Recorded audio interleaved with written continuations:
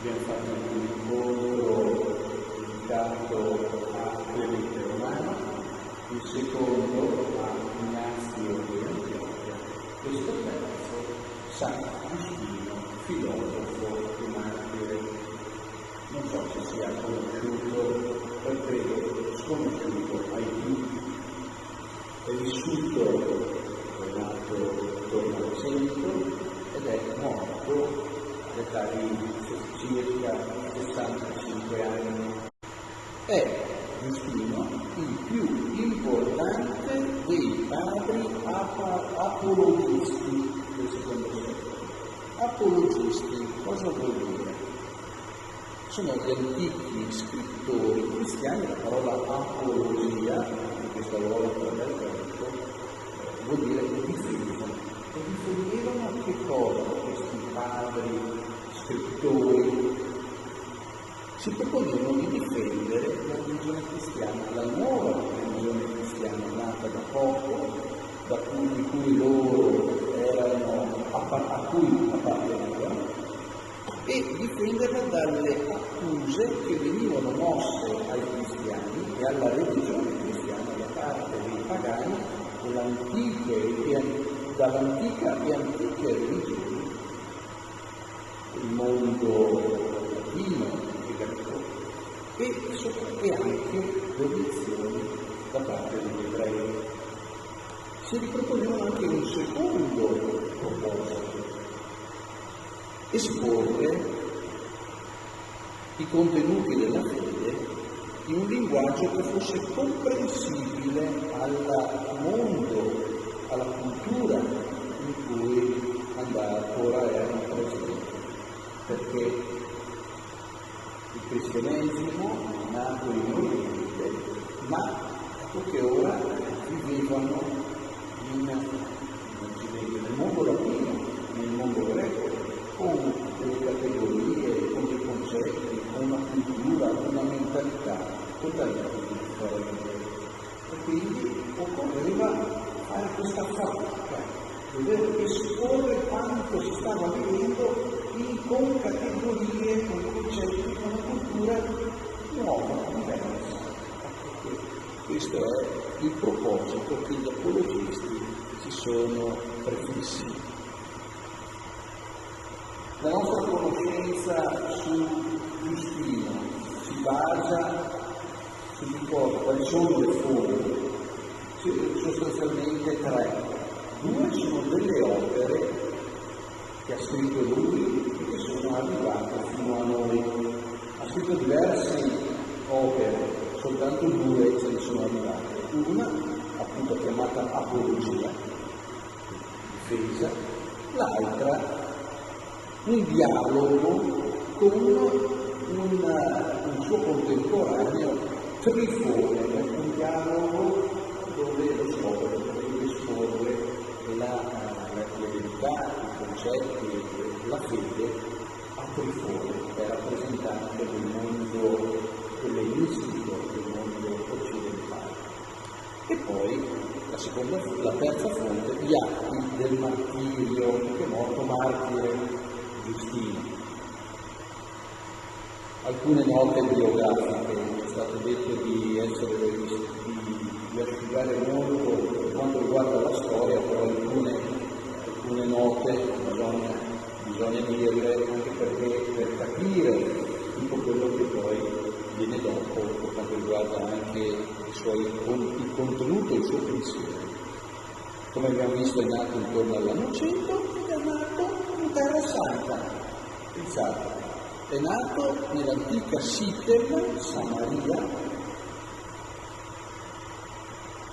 e lui stesso, quando scrive, si dichiara samaritano, anche se il suo nome, Giustino, tradisce, e anche il nome di suo padre, che non è sempre citato da lui, tradiscono delle origini che non sono autoctone della Palestina, perché certamente essendo del mondo latino, del mondo greco, quindi con tutta probabilità era una famiglia che era stabilita da poco in Palestina al seguito dell'esercito romano che soltanto qualche 30 anni prima aveva conquistato e distrutto le guerre giudaiche Gerusalemme, il Tempio, quindi certamente quella era l'origine della famiglia. Lui viene educato in un contesto pagano, lui nasce all'interno di un mondo, di una religione, di una cultura pagana all'interno della sua famiglia, ma è roso, mosso, bramoso di rispondere alle domande esistenziali, che riguardavano la verità e proprio l'esistenza di Dio. E questa sua smania lo porta a frequentare le varie scuole di pensiero greco, frequenta molte, passa dalle varie scuole filosofiche, stoici, poi la scuola paripatetica, poi frequenta il filosofo della filosofia pitagorica, e ognuna di queste scuole lo accontenta per certi versi, lo scontenta per altri, finché mi sembra di aver trovato la via giusta, la scuola giusta, il pensiero giusto, la scuola platonica, il mondo delle idee, cioè il mondo delle idee a cui corrisponde ad ogni realtà concreta, corrisponde il mondo iperorganico, nel mondo delle idee una realtà corrispondente. Qui nella terra la concretezza è come uno specchio di qualche cosa che esiste sopra di noi. Si convinse che questa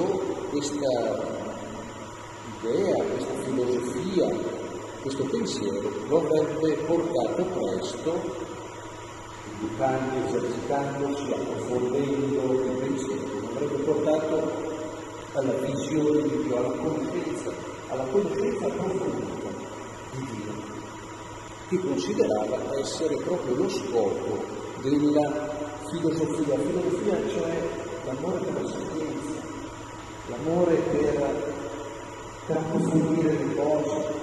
La filosofia è l'amore per cercare di spiegare il perché, chiedersi perché e cercare di trovare le risposte.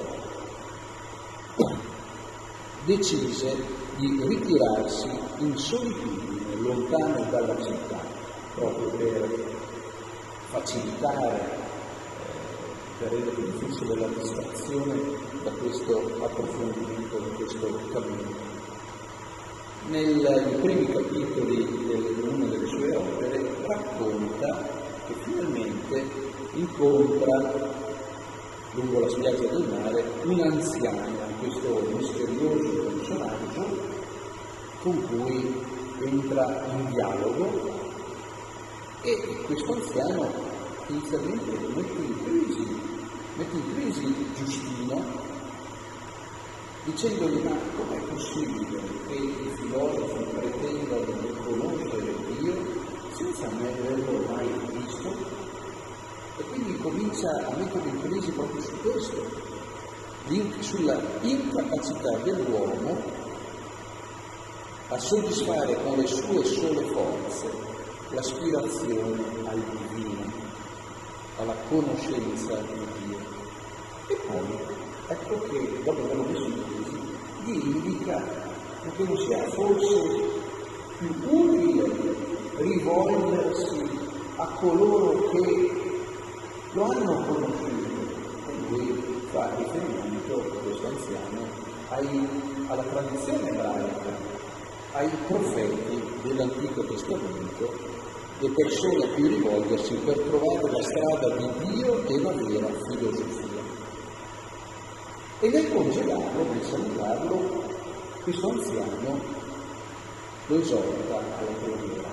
Prega perché ti vengano aperte le porte della luce. Prega Dio perché Lui faciliti l'accesso a se stesso.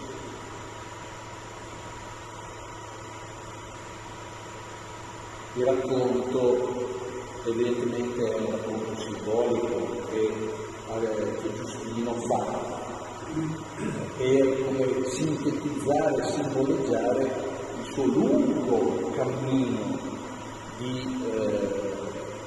approfondimento, di ricerca della verità e alla fine approda alla fede cristiana. In realtà c'è un secondo elemento. Il primo, questo conoscenza, approccio attraverso i profeti dell'Antico Testamento per conoscere Dio. Il secondo è un fatto che risulta decisivo per la conversione di Giustino.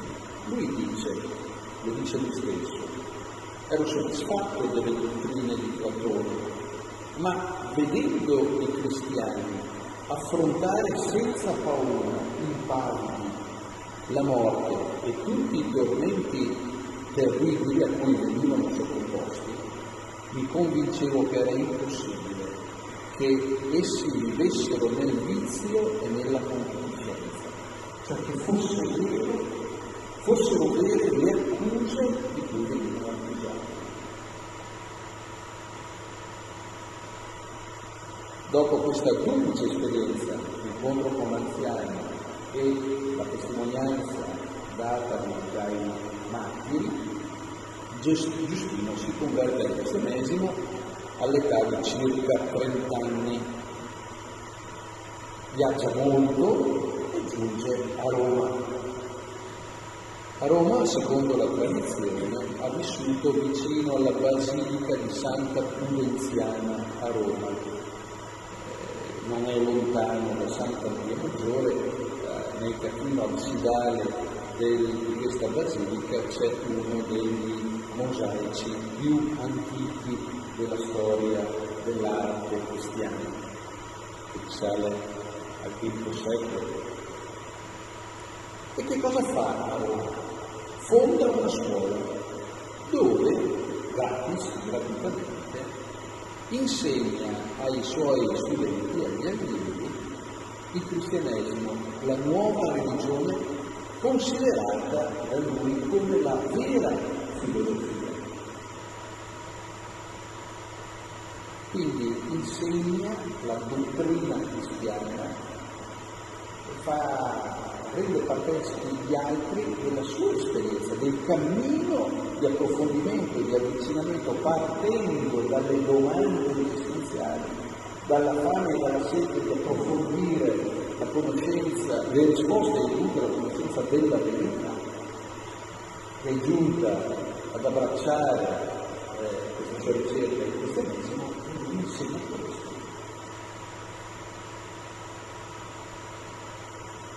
E insegna l'arte di vivere in modo retto. Questo aspetto è importantissimo. La retta filosofia, il retto pensiero ha come conseguenza anche un retto vivere. Da qui si capisce il riferimento fatto per un attimo indietro, quando non era possibile che i cristiani, vedendo come morivano, che fossero accusati di immoralità, che fossero accusati di irreligiosità. Questa è l'accusa del mondo romano, perché l'accusa del mondo romano e del mondo pagano ai cristiani, il motivo della persecuzione, qual era? Il motivo della persecuzione è semplicissimo. I romani erano molto superstiziosi, e Quindi occorreva, per tenere buoni gli dei, bisognava venerarli e compiere i riti nel modo giusto, perché altrimenti i terremoti, le alluvioni, le disgrazie, le sconfitte in battaglia, i viaggi che finivano male erano le modalità con cui gli dei scontenti e arrabbiati punivano coloro che non li avevano venerati nel modo corretto. E la religione pagana si basava moltissimo sulla consuetudine, cioè sull'antichità. Si è sempre fatto così. Quindi l'accusa gravissima, qual era il crimine dei cristiani? Che non veneravano gli dei come si era sempre fatto e così come si doveva continuare a fare per tenerli buoni. E quindi la presenza dei cristiani era un problema sociale, perché loro erano la causa di tutte le disgrazie che avrebbero potuto capitare nell'impero.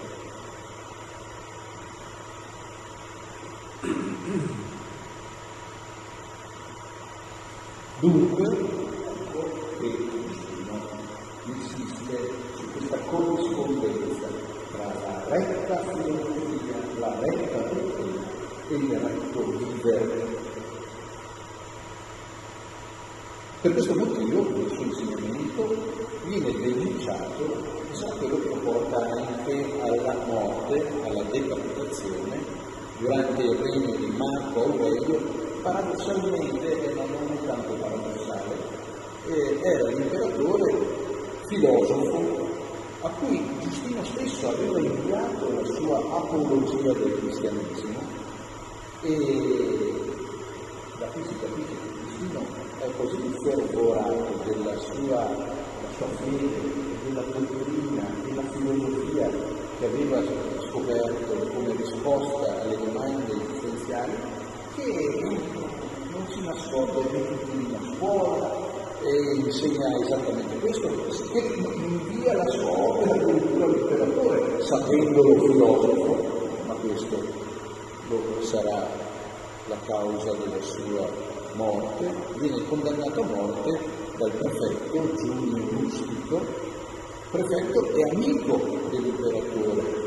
Muore fra il 163 e il 167. Abbiamo ancora il verbale del suo interrogatorio e se ce l'abbiamo, è la lettura che nel breviario si legge proprio durante il giorno di San Giustino, che è il 1 giugno.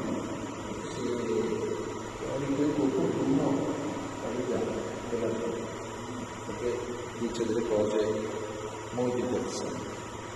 Dopo il loro arresto, i santi furono condotti dal prefetto di Roma di nome Rustico. Il prefetto, qui c'è l'interrogatorio. Il prefetto disse a Giustino: anzitutto credi agli dei e presta ossequio all'imperatore. Per il discorso fatto prima, dai, facciamo il nostro sacrificio agli dei e all'imperatore che è il Dio e siamo a posto. Giustino disse: non è una colpa obbedire ai comandamenti del Salvatore nostro Gesù Cristo. Il prefetto Rustico disse: quale dottrina professi? Ho tentato di imparare tutte le filosofie, poi ho aderito alla vera dottrina, quella dei cristiani. Sebbene questa non trovi simpatia presso coloro che sono sedotti dall'errore.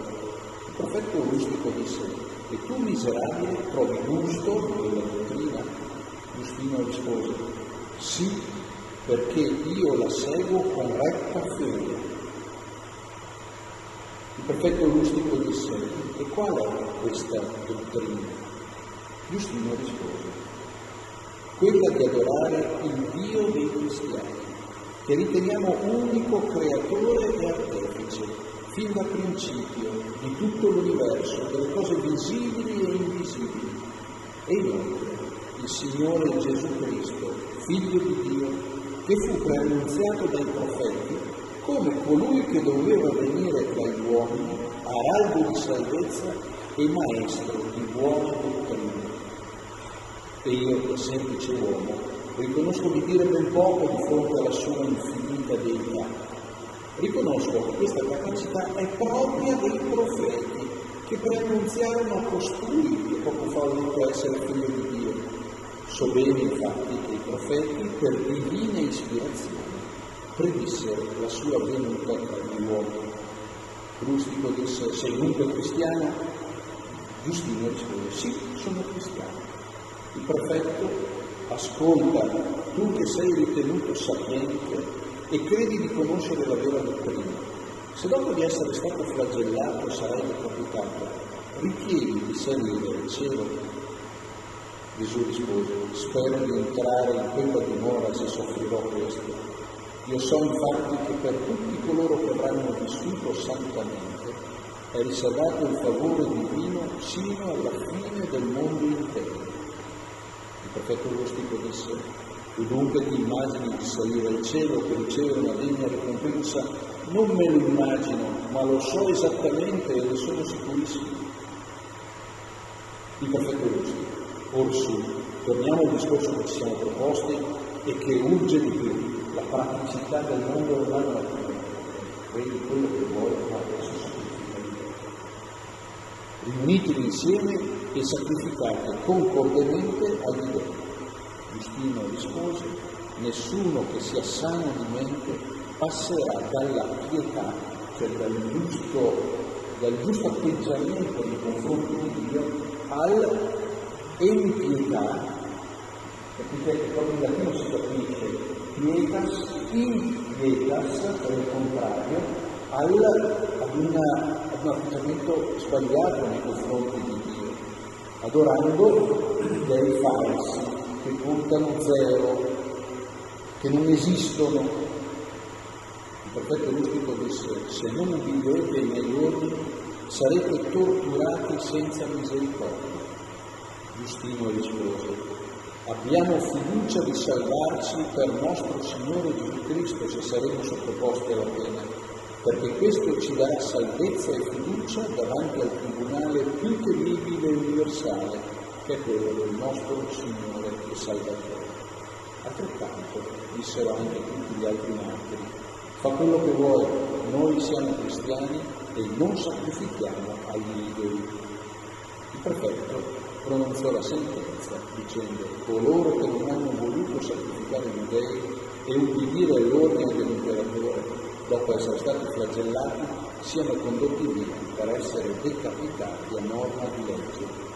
I santi martiri, glorificando Dio, giunti al luogo solito, furono decapitati e portarono a termine la testimonianza della loro professione di fede nel Salvatore.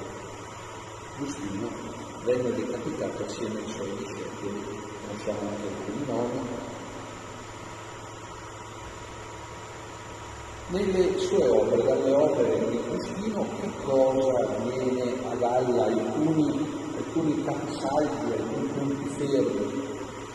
Intende illustrare intanto soprattutto il progetto di Dio presente nella creazione, fin dal momento della creazione, e il progetto della salvezza che si compie in Gesù Cristo, il Logos.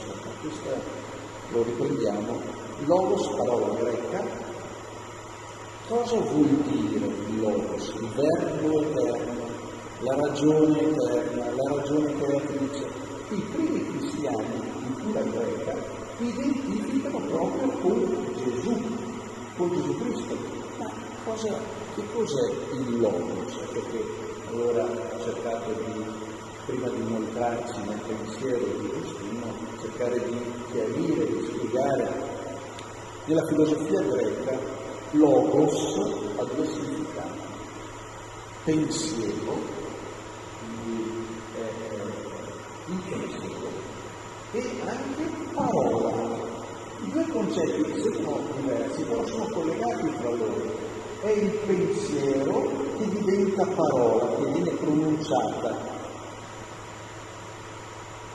Il Vangelo di Giovanni, ricordate il primo buon inizio del Vangelo di Giovanni, in principio era il Verbo, e il Verbo era Dio, e il Verbo era presso Dio, e tutte le cose, eccetera, eccetera, eccetera. Il Vangelo di Giovanni è scritto in greco, è scritto verso l'anno 90 e 100, la parola che in italiano viene tradotta con verbo, in realtà è logos, e quindi lì dice in principio era il logos, e il logos era Dio, e il logos era presso Dio, e non c'è niente senza che il logos è la sapienza, ma è la sapienza incarnata, è la sapienza, è un pensiero che poi diventa espresso, e i cristiani catturano, usano questo concetto caro e complesso anche della filosofia greca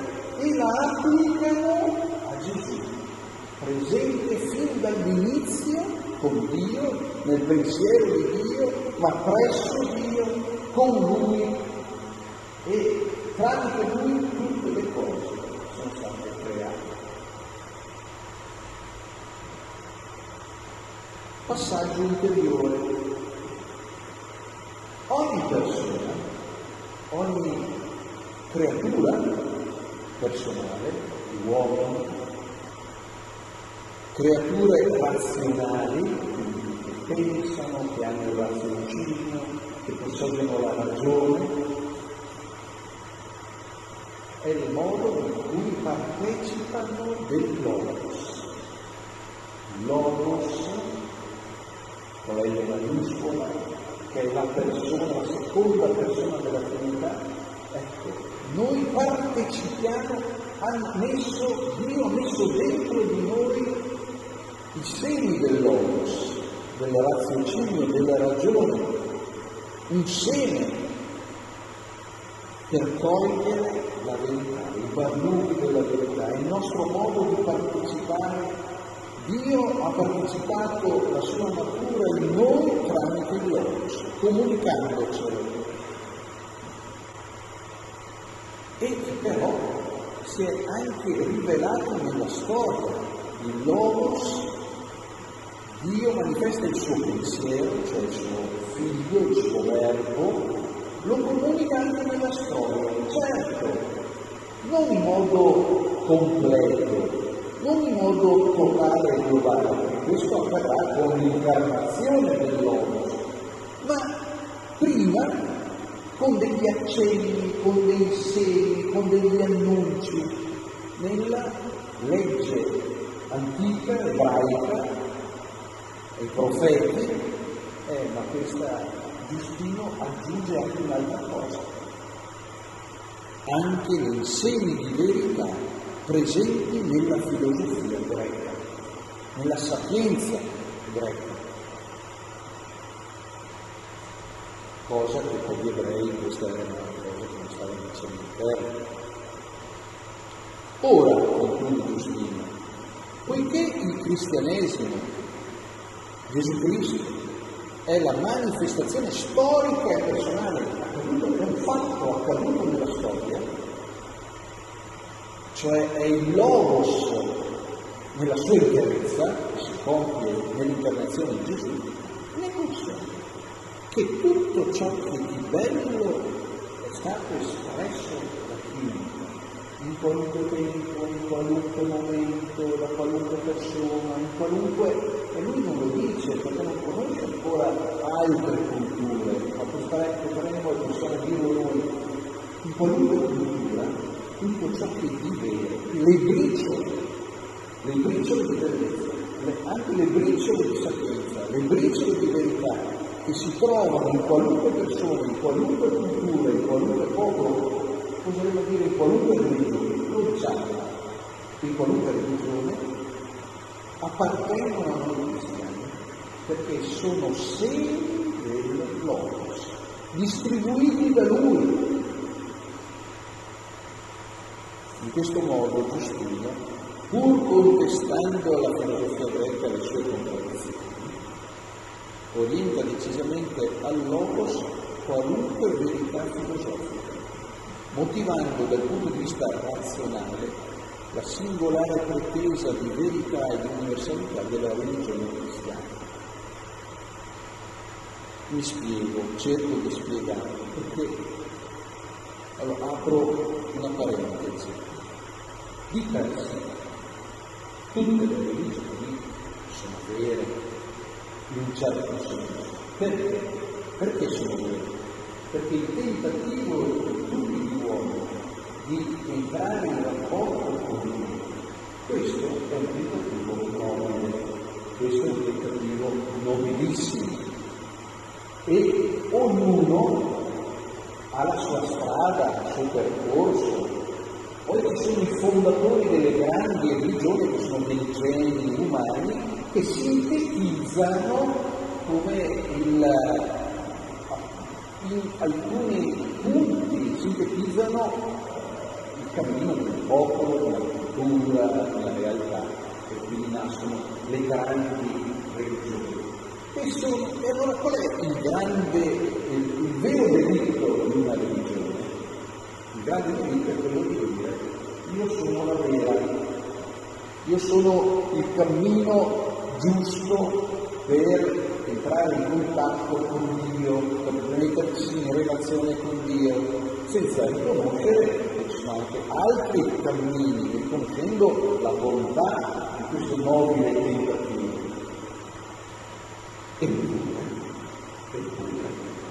questa è proprio la pretesa del cristianesimo. Ed è per sé giusto, per certi versi, come trovare un po' fastidio nel momento in cui uno dice: quante volte no? Sì, ma Dio è lo stesso per tutti, Dio è unico per tutti. Sì, ma c'è un ma, perché il cristianesimo dice: sì, però Gesù Cristo non è alla stessa stregua dei Buddha, Confucio, Maometto, eccetera, eccetera, eccetera, eccetera. Sono tutti i cammini che si pongono sullo stesso piano, il cristianesimo dice no. Questa pretesa assurda, come si fonda? Come giustificare il cristianesimo? Come giustificare Giustino? Ecco perché sto facendo questo discorso. E se fosse veramente accaduto che Dio a un certo punto si è proprio incarnato in lui,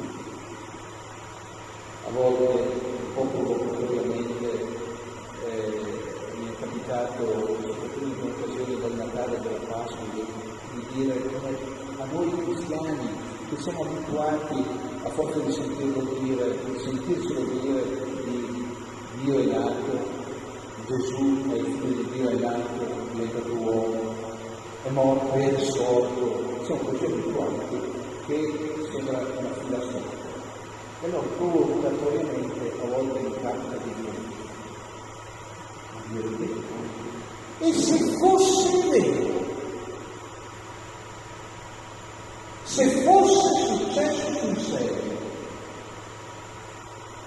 Siamo così abituati che ci sembra che non ci facciamo mai costretti come far finta che non sia successo per poter recuperarne tutta la verità e la portata. Se fosse così,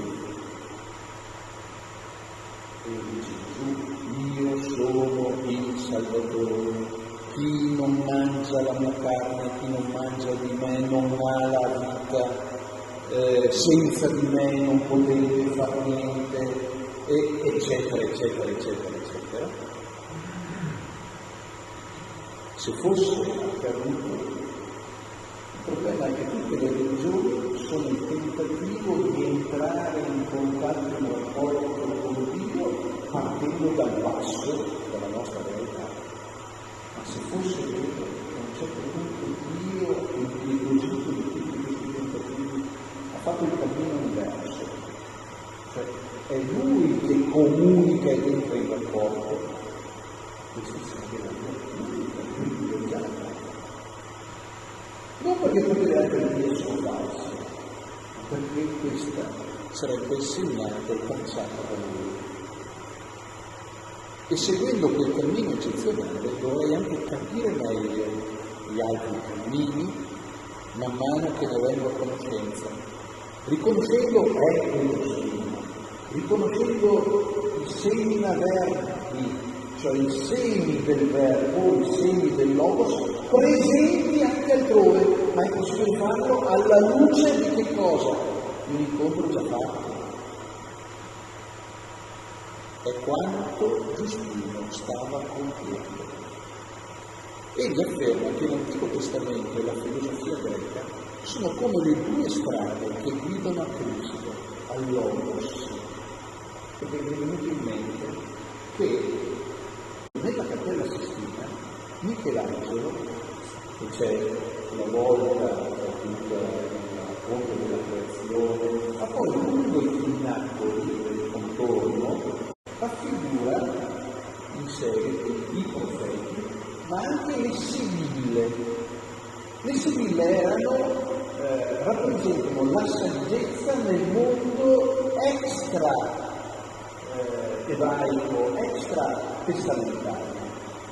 E sia i profeti che vengono rappresentati, 7 e 5 sibille, tutti profetizzano i profeti i vari oracoli delle sibille che annunciano e desiderano un compimento, una pienezza, un qualcuno che deve venire per rispondere in modo pieno al bisogno umano, alla fame, alla sete umana di verità, di giustizia, di bellezza, di amore, di bene.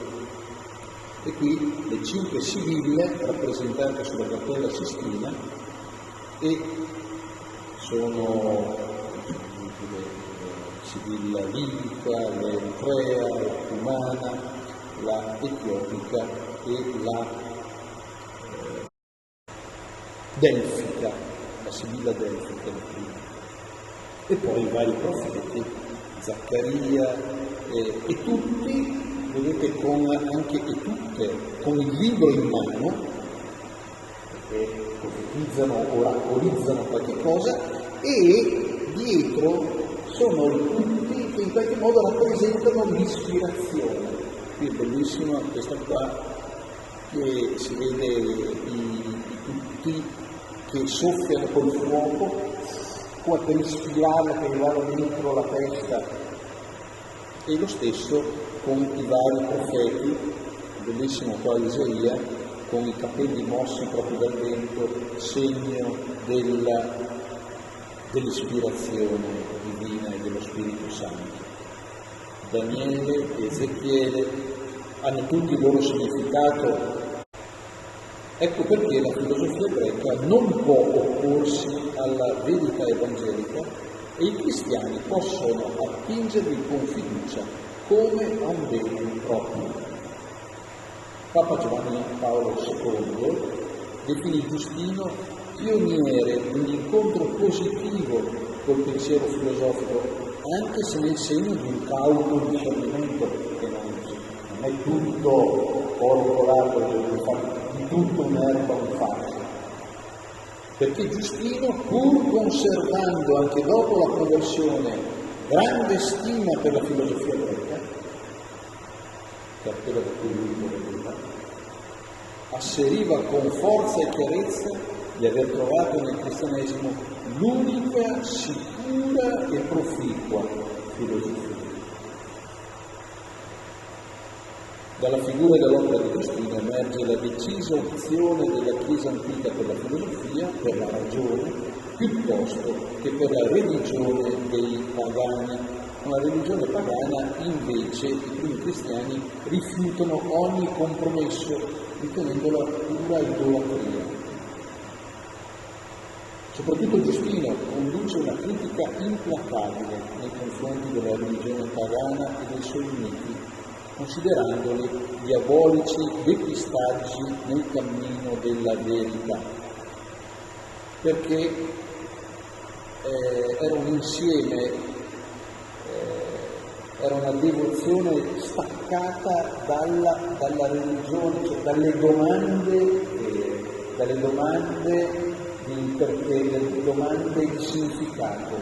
Era la consuetudine dei riti, delle cerimonie motivate unicamente da una tradizione che non si fondava sull'essere, cioè sulle domande esistenziali, sulla verità dell'essere, e quindi ridotta ad artificioso insieme di cerimonie, convenzioni, consuetudini. Mi è capitato proprio questa mattina una discussione con una persona di noi che mi ha detto: ma perché farlo? Perché si è sempre fatto pochetto. Giustino e con lui gli altri apologisti siglarono la presa di posizione netta della fede cristiana per il Dio dei filosofi contro i falsi dei della religione pagana. Per la scelta per la verità dell'essere contro il mito della consuetudine.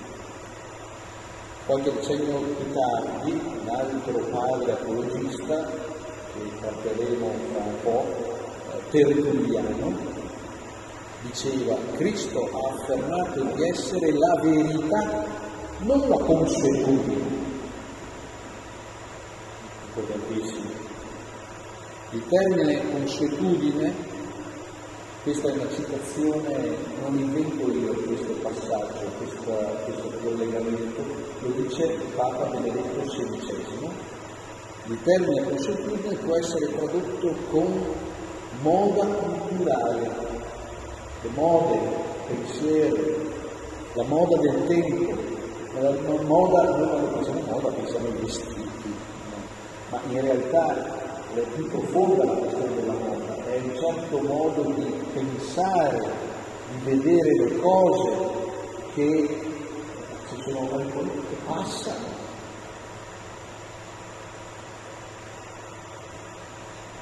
E qui la citazione, tra virgolette, di Benedetto XVI.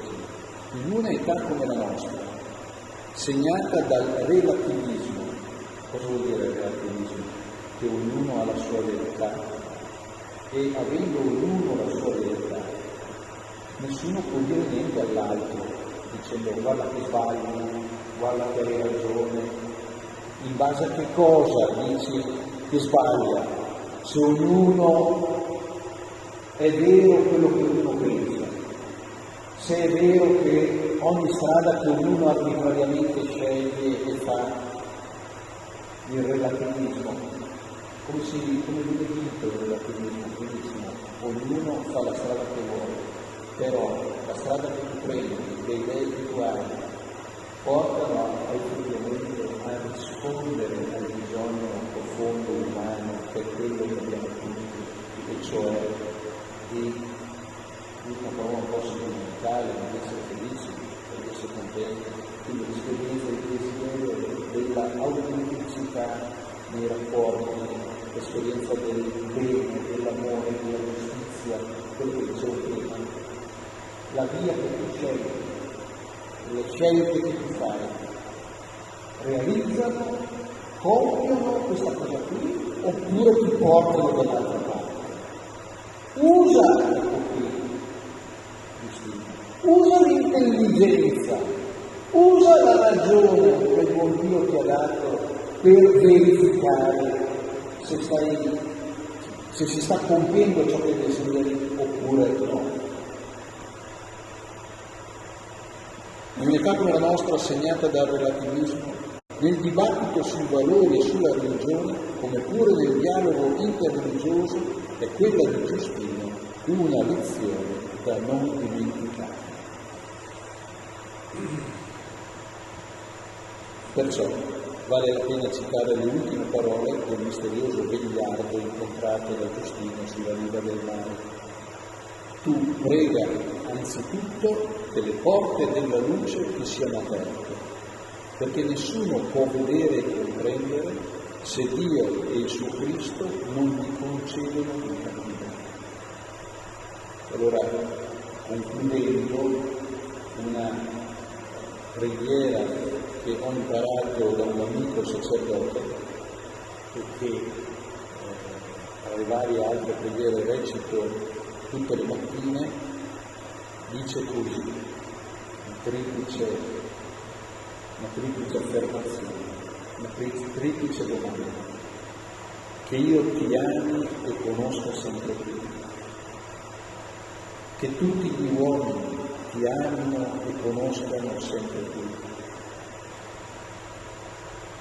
tramite me, che io sia strumento perché gli uomini ti amino e conoscano sempre più. Ecco, la preghiera, l'esortazione finale del vegliare: tu prega anzitutto che le porte della luce ti siano aperte, ecco, che diventino anche la nostra preghiera, perché questo si compia, questo accada per noi, per tutti, perché il Signore ci usi così come ha usato Giustino per incontrare altri, che possa usare anche Dio per fare altrettanto.